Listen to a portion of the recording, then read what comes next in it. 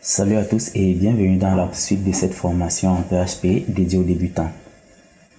On a fini précédemment avec la structure if-else, donc on va la ranger ici dans terminer et on va passer à l'instruction switch case.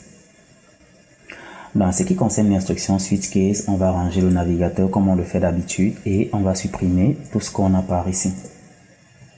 Dans ce qui concerne l'instruction switch case ici, elle permet simplement de comparer la valeur d'une expression avec une liste de valeurs prédéterminées dans le but d'orienter le script en fonction de la valeur de notre expression. En fait, le switch case fait exactement ce que le if-else fait, mais la structure de code est différente en fait.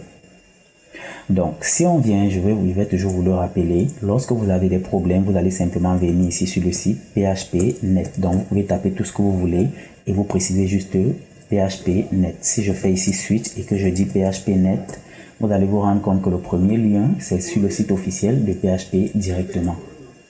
Donc, vous pourrez entrer les liens, mais on va simplement faire des tests ici pour voir comment ça marche. La syntaxe switch case ici, c'est d'écrire un switch et d'ouvrir des parenthèses. À l'impression de ce switch ici, on va mettre une expression qui doit être vérifiée. Une fois que cette expression sera vérifiée, on va ouvrir nos accolades comme ceci et à l'intérieur des accolades, on va mettre le code qu'on veut. Maintenant, comme je vous l'ai dit, le switch case ici permet de comparer la valeur d'une expression. La valeur de l'expression en elle-même, c'est celle qu'on vient de mettre ici à l'intérieur et on va la comparer avec une liste de valeurs déterminées. Ça veut dire qu'on aura plusieurs cas. Et pour cela ici, le PHP va nous dire qu'on a ce qu'on appelle par exemple case 1. Et à l'intérieur du case 1, on va mettre le code qu'on veut. Donc je vais dire par exemple ici echo bonjour. Ensuite, lorsque je finis de traiter le premier cas, il faudrait que je lui dise que j'ai fini de traiter le premier cas. Pour cela, je vais mettre ici un break. Une fois que j'ai fini avec le premier cas, je peux bien aisément faire le deuxième cas. Et je vais dire que dans le cas où on a plutôt deux, tu vas dire ici bonsoir au lieu plutôt de dire un bonjour. Et je viens de traiter ici deux cas. Et puis on s'est dit, on aura peut-être un troisième cas. Et pour ce troisième cas, ça sera le cas qu'on va appeler le cas par défaut. Donc lui, on va l'appeler ici default. Et on va dire que pour le default, on va dire on ne sait pas. Parce que si on n'est pas bonjour et qu'on n'est pas bonsoir, peut-être on ne sait pas. Ça pourrait être bonne nuit, mais on va se dire on ne sait pas. Et là encore, on rajoute notre break. Donc voici en fait comment la structure switch se présente. Pour faire simple, on va commencer par définir ici une première variable à laquelle on va donner la valeur 1.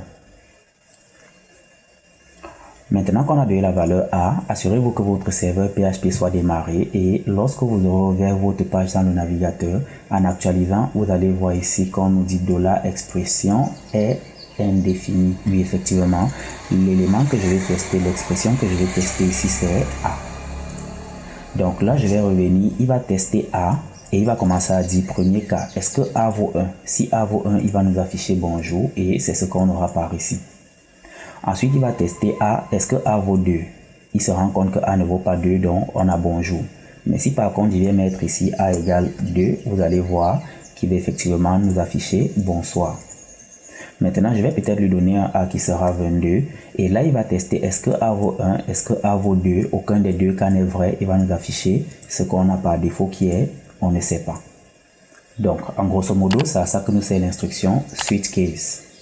Maintenant, vous allez vous demander quelle est la différence fondamentale entre le switch case et le if-else. En gros, il n'y a pas de différence. Ce que je viens d'écrire ici en switch case, je pourrais réécrire la même chose avec du if-else simplement et de me dire que je teste par exemple la variable A. Et si la variable A ici est égale à 1, on va afficher simplement ici dans notre code bonjour. Ensuite, je vais mettre un else if et je crois que je dois ajouter le if et après je vais lui dire si tu testes notre variable A et que tu te rends compte que c'est égal à 2, dans ce cas, tu vas devoir nous afficher plutôt ici un bonsoir. Et la troisième chose que je vais donc lui dire else, donc dans tous les autres cas, tu vas simplement nous afficher ici on ne sait pas.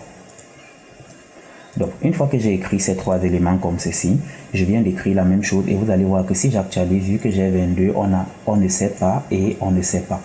Le premier on ne sait pas provient du switch case et le deuxième ici, lui, provient du if-else.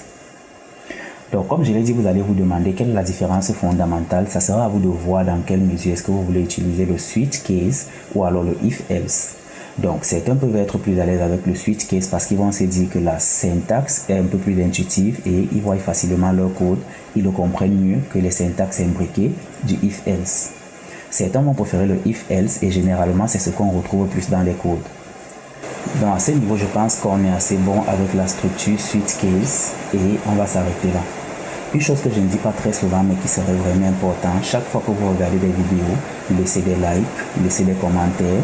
Ça aide réellement les algorithmes de YouTube à mieux référencer nos tutoriels.